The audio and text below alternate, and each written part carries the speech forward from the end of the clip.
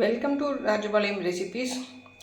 இன்றைக்கி லஞ்சுக்கு நம்ம என்ன பண்ண போகிறோன்னா, ஒரு முட்டை மாஸ். மதுரையில் வந்து ரொம்ப ஃபேமஸ் இது. நாங்கள் எப்பயுமே ராஜபாளையத்தில் இருந்ததுன்னா ஏதாவது ஷாப்பிங்னா கூட மதுரைக்கு தான் வரணும். அதனால் மதுரையில் உள்ள டிஷ் எல்லாமே எங்களுக்கு ரொம்ப பரிச்சயம். ரொம்பவே நல்லாயிருக்கும். அங்கே வந்து என்ன சாப்பிட்டாலும் சூப்பராக இருக்கும். அதனால் ஷாப்பிங்கோ லஞ்சோ நாங்கள் வெளியே அங்கே ராஜபாளையத்தை விடையும் மதுரையில் தான் நிறைய நாள் ஸ்பெண்ட் பண்ணியிருக்கோம். இப்போ வந்து இந்த முட்டை மாஸ்க்கு என்னென்னு பார்த்துடலாம். இந்த மாதிரி சின்ன வெங்காயம் வந்து ரவுண்ட் ரவுண்டாக கட் பண்ணி வச்சுக்கோங்க. ஒரு பெரிய வெங்காயத்தை பொடி பொடியாக கட் பண்ணி வச்சுக்கோங்க. ஒரு தக்காளி, 3 முட்டைங்க. ஒருத்தங்களுக்கு தான் இது பண்ணுறேன். இது வந்து வெள்ளை பூண்டும் இஞ்சி பூண்டு வந்து இந்த மாதிரி தட்டி வச்சுக்கலாம். அதுக்கு பவுட்ரு வந்து பார்த்திங்கன்னா மிளகு பொடி, மஞ்சள் பொடி, ஜீரகப்பொடி, வத்தல் பொடி, அவ்வளோதான். ரொம்ப ஈஸி தான். ஆனால் பட்டா மாசாக இருக்குதுன்னு சொல்லுவாங்கள்ல, மதுரைக்காரங்கள்லாம் அப்படி தான் பேசுவாங்க. ரொம்ப நல்லா டேஸ்ட்டு சூப்பராக இருக்கும். வாங்க எப்படி பண்ணுறதுன்னு பார்த்துடலாம். இப்போ ஸ்டவ் ஆன் பண்ணிக்கோங்க.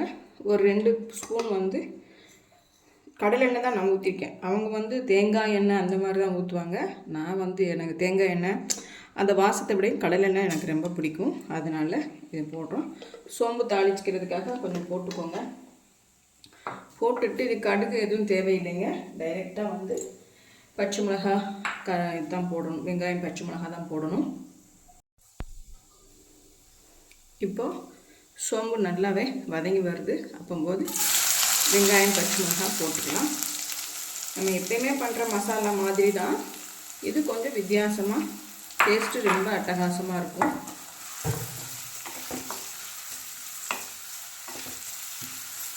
இந்த எண்ணெயே போதுமானது தாங்க.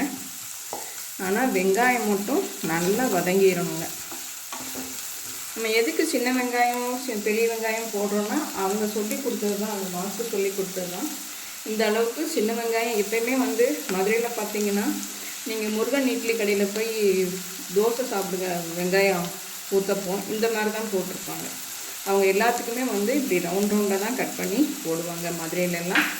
அதனால தான் நம்மளும் அதே மாதிரி போட்டுக்கோம். இந்த 3 முட்டைக்கு வந்து இந்த அளவு வெங்காயம் போடணுங்க. நல்லா ஃப்ரை பண்ணிக்கணுங்க. இந்த அளவு இது வெந்த உடனே இந்த வெங்காயமும் போட்டுடலாம்.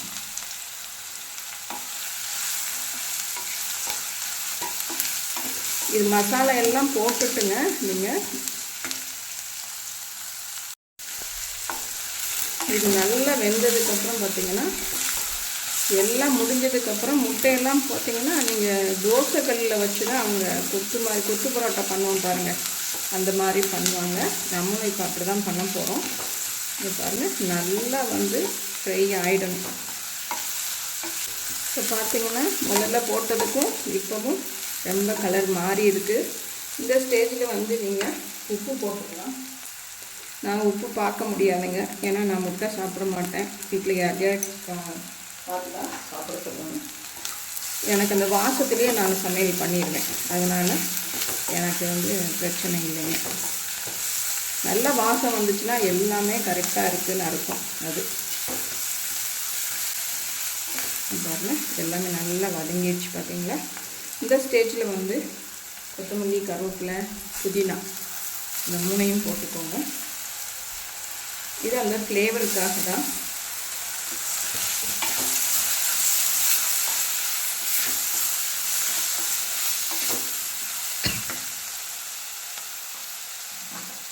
இப்போ வந்து இஞ்சி பூண்டு தட்டி போட்டுக்கலாம். இப்போ வந்து ஒரு 5-10 பல் பூண்டை வந்து நம்ம இந்த மாதிரி தட்டி போடுறோம்.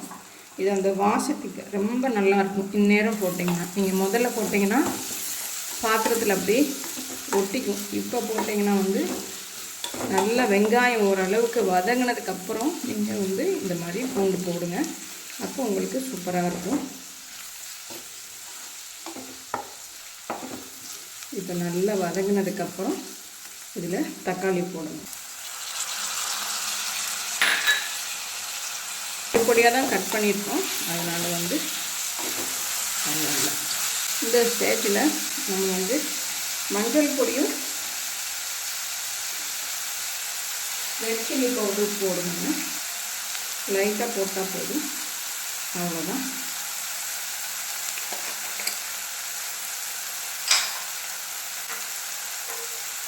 அப்புறமே நீங்கள் வந்து அந்த தோசைக்கல் நம்ம புரட்டோம் பார்த்திங்களா, அப்போ தான் உங்களுக்கு ஜீரகப்பொடியும் மிளகு பொடியும் போடுவாங்க. இப்போ இந்த 2 பொடி மட்டும் போட்டு வதக்கிக்கலாம். சூப்பராக இருக்கும் பார்த்தீங்களா. இது ரொம்ப அட்டகாசமாக இருக்கும்னு சொல்லி கேள்விப்பட்டிருக்கேன். ஆனால் பார்க்கவே நல்லாயிருக்கு. எப்போயுமே ஒரு டிஷ்ஷு பார்க்கும்போதே சாப்பிடணும்னு தோணுச்சுன்னா அந்த டிஷ் ரொம்ப நல்லாயிருக்கும். இவ்வளோதாங்க. இது கொஞ்சம் ஆறட்டும். நம்ம தோசைக்கல் எடுத்துகிட்டு வந்துட்டு அது எப்படி பண்ணுறதுன்னு பார்த்துடலாம். இப்போ பார்த்திங்கன்னா மதுரையில் இந்த நைட்டு கடையில் பரோட்டாலாம் கொத்துவாங்கள்ல, அதுதான் இது. இப்போ இந்த தோசைக்கல்லில் கொஞ்சம் பட்ரு போட்டிருக்கோம். பட்ரு போட்டுட்டு இந்த மாதிரி வெங்காயம் லைட்டாக உங்களுக்கு வதங்கினாலே போதும்.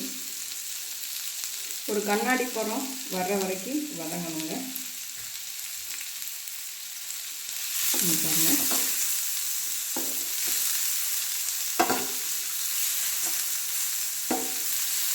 இந்த மாதிரி வதக்குங்க. ரொம்ப எல்லாம் வதங்கணும்னு தேவையில்லை.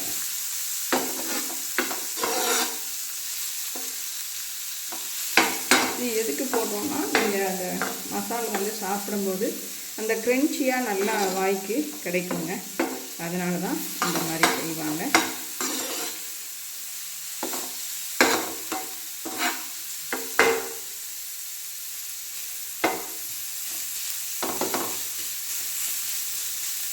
இப்போ பார்த்திங்கன்னா நல்லாவே வெந்துக்கிட்டு இருக்குது. இந்த ஸ்டேஜில் நம்ம எல்லாமே மசாலா மாதிரி வதக்கி வச்சுருக்கோம் பாருங்கள், அதை அதில் எடுத்து போட்டுருங்க. இப்போ அந்த மசாலா எல்லாமே நம்ம இதில் கலந்துட்டோம்.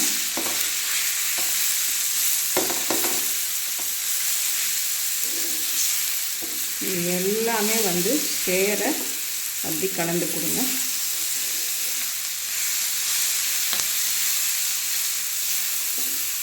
இப்போ இந்த ஸ்டேஜில் நம்ம இதில் முட்டை கலந்துக்கலாங்க.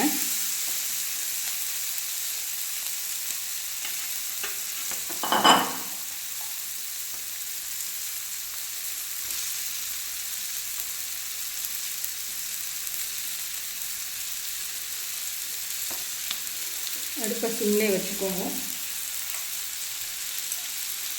இப்போ லைட்டாக சால்ட்டு மேலாப்பில் அப்படியே தூவிக்கலாம். சால்ட்டு மட்டும் இல்லை, எல்லா பவுடருமே இப்போ நீங்கள் தூவிக்கலாம். அடுத்ததாக மிளகு பவுடர் கொஞ்சம் நல்லாவே போட்டுக்கோங்க.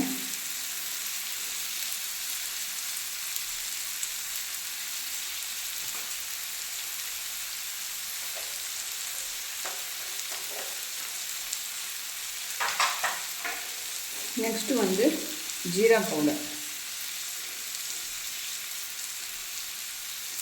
இது நல்லாயிருக்கும். இந்த ஸ்மெல்லே கூட சூப்பராக இருக்கும். லைட்டாக காஷ்மீரி ரெட் சில்லி, ரொம்ப லைட்டாக அப்படி, அவ்வளோதான். அப்படி சாரல் மாதிரி சூப்பராக அப்படி தூங்க.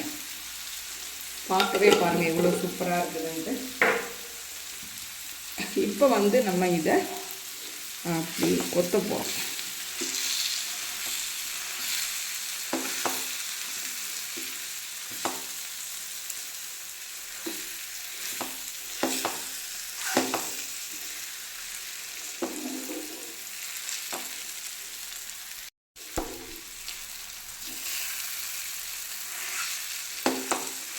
இப்போ பார்த்தீங்கன்னா அந்த கொத்துவாங்கல்ல அந்த மாதிரி பண்ணுங்க.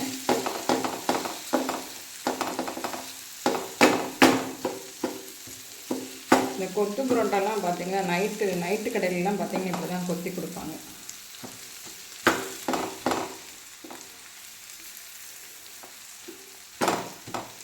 இப்போ சூப்பராக ரெடி ஆகிடுச்சுங்க. இப்போ எல்லாமே கலந்து கொடுத்துட்டு இறக்கிட்டோன்னா அவ்வளோதான். நம்ம முட்டை மசால் மசாலா தான் நம்ம சொல்லுவோம், ஆனால் அவங்கெல்லாம் முட்டை மாஸ் அப்படின்னு சொல்லுவாங்க. சூப்பராக வந்துருச்சுங்க.